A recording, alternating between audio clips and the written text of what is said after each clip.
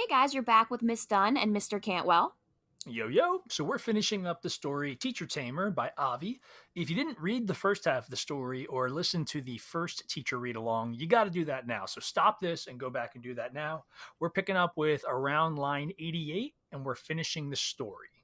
So when we left off, our protagonist Greg was kind of stealthily trailing his teacher who he wants revenge on. And he's following her and he turns onto Pearl Street. And as he turns onto the street, he notices that there's a lot of broken down houses, there's potholes in the road. It's not necessarily the nicest part of the town. And there was a beautiful personification in one of the beginning lines. It says, "Here and there, a cracked window winked at the world," which I particularly loved. And Greg continues to follow her and he sees that Mrs. Wessex house, just like the rest of the neighborhood, it's not in a very good state. It's pretty broken down. He was not expecting this. He thought teachers were rich, which I found real. I literally laughed out loud when I saw that. That's not how it is, guys. Most of us don't get into it for the money. We get into it because we really like working with you guys. That's why we do it. Good point. So Greg is trailing her, and we follow him as he starts to second guess his decision about what he's going to do. He kind of starts to think, well, what if she has kids? What if, she has a husband? What if he gets caught? But he knows if he doesn't do it, like, what will the kids at school think? So he's kind of torn because he knows it's wrong on the one hand, but he also really wants to fit in because we can't forget that he's kind of an outsider right now. So he decided that he's going to continue on to avoid being made fun of by the other students. Tough position. So he continues to scope out the house and realizes that there might be a basement window that he could maybe throw the stinking smoke bombs into. He gets over there. It's not a window. It's actually kind of sticking with the broken down house deal. It's just a board or a set of boards that are covering up a hole in the house. And when you go behind the board, it leads into a crawl space. He sees that there's propped up cinder blocks everywhere. It's not the perfect house that he was picturing his teacher living in. So it's just really in worse shape than he even considered his teacher could live in. And as he's kind of, peeking around, he hears somebody from next door. So he really freaks out and he immediately dives into the crawl space under the house, which was kind of freaky for me to read because that I have claustrophobia mindset. Mm-hmm. But it was smelly down there. There was so much junk. There was bottles and bird cages and even a mattress. And he thinks back and he remembers how neat her desk at school is. And then he hears voices above him. So he starts looking around for places to maybe throw the sneak bomb or drop it. He wants the smell to go throughout the house and he wants the smoke to fill up the house. And he eventually finds a latched door kind of above his head in the crawl space. And he opens it, it slams and gives him a small concussion as it bonks him in the head. He clears his head and he pops his head up and he realizes that this little swing down door leads into a closet. So now he's in the house. He's actually he could pop his head up above the hole and he's actually in the house and he's hidden. Seems like a good spot to light off some stink bombs. He gets ready to light them, but then he hears something. And he hears his teacher, Mrs. Wessex. He's hearing a conversation between her and her elderly mother. And she says things like, teaching is so exhausting, I need to lay down. But her mom's kind of gently reminding her, like, you need to stop complaining. You have a job. You're lucky to have a job. Mm-hmm. And this reminded me of my really early days of teaching too. I was an athlete. I still kind of am an athlete, even though I'm an old man now. And I remember coming home from practices and being really, really tired. But then when I had my first days of student teaching, when I was a young teacher, it was so tiring in a way that I could never experienced it before, despite all the tough practices and games that I had gone through. So when she says that she's feeling exhausted, I connected that. I actually remembered what I felt like when I used to be really exhausted like that. Yeah, nothing prepares you for the exhaustion. I think student teaching is kind of an eye opener almost about how tiring teaching can be. It's not uncommon for I think it's not just teaching, but like all jobs. When you go to do your first job, it's not uncommon that your first week or two you get home from your job and then pretty much you're just laying on the couch and falling asleep 2 hours after you got home just because it's so tiring. And that's where Miss Wessex is at, even though she's been teaching for a long time. And we go on to find out why she's in that state still. But before we get there, Yes. So Mrs. Wessex opens the door, but she doesn't see him. And he realizes how insane what he's doing is. And he realizes he has to leave. He realizes this is wrong. He shouldn't be doing this.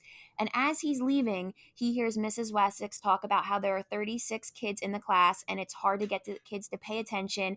And they just seem to be getting ruder and ruder each year that she teaches. mm-hmm, not a fun situation to be in. And then she goes on to explain to her elderly mother the spitball situation. Hmm. And we learn two huge things, two things that change the story and change what the outcome is going to be. We find out that she actually knew that Ryan was the one that shot the spitball, but she picked on Greg to help him fit in. She has noticed that Greg's kind of been an outsider and doesn't have a lot of friends, and that maybe him being so bright has separated him from the other kids, possibly because the other kids are intimidated by him. Who knows?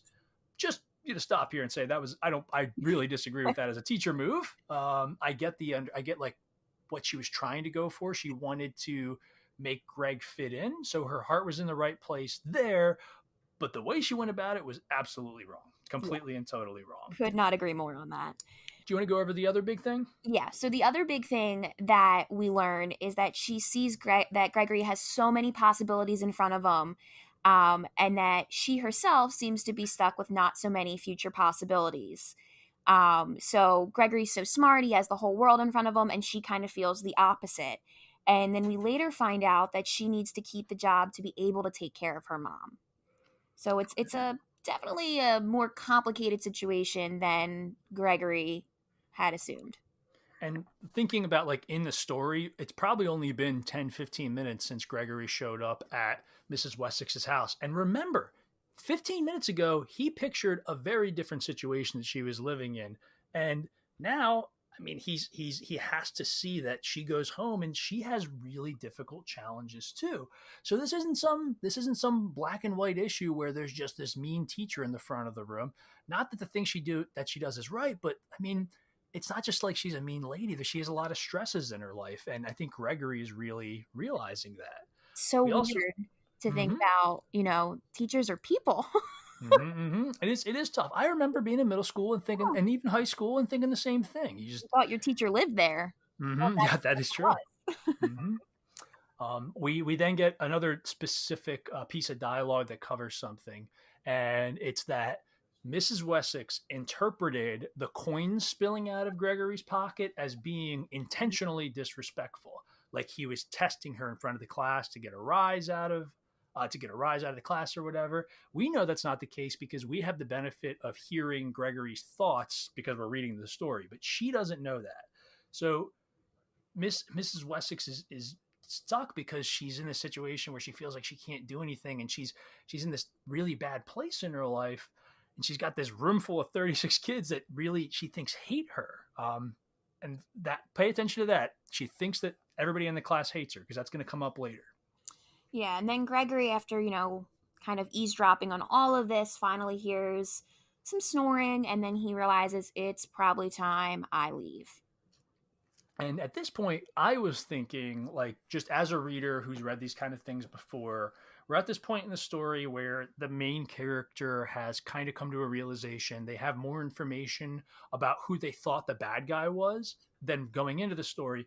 So I made a guess here. I wrote this down before I read any further. I made a guess that I thought that Gregory was going to have a run in with Mrs. Wessex, and that Gregory was going to use his smarts, his brightness, his intelligence, plus this new information that he has about Mrs. Wessex, and he was going to find a clever solution. That was my guess, and just this one time, it seems like I was pretty much correct. Guarantee that won't be the case all school year long. So it does look that way. One of the lines that Avi, the author, uses is she began to smile but caught herself and frowned.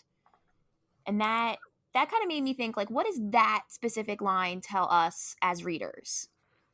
Uh, So we know that she's in this tough spot, and she has many more stresses in her life than Gregory thought.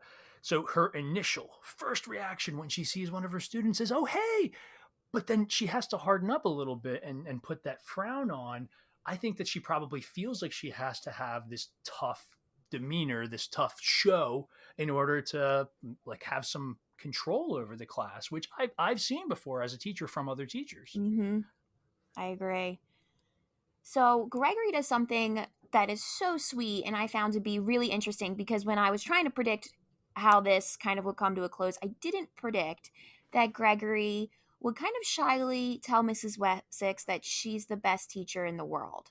He gives her this amazing compliment and she's kind of floored by it, but it works. Him complimenting her works. And remember, just a couple minutes ago, she thought that everybody in the class hated her.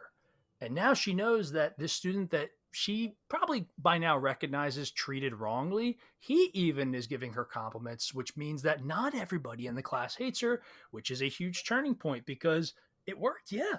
So Greg doesn't reveal when he gets outside, when the kids start asking him, like, did you get her back? Did you get her back? He doesn't reveal how he did it, but he says, yeah, I got it. And because it worked, because Mrs. Wessex now sees things differently, she was nice to everybody for pretty much the rest of the month.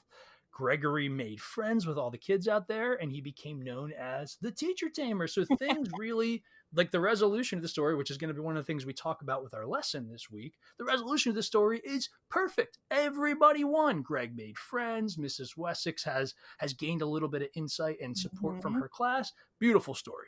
Beautiful ending, tied up with a neat, pretty bow. Mm-hmm. All right, guys. So thank you for listening to this read along with us. This was our first time reading it. We hope you enjoyed it as much as we did.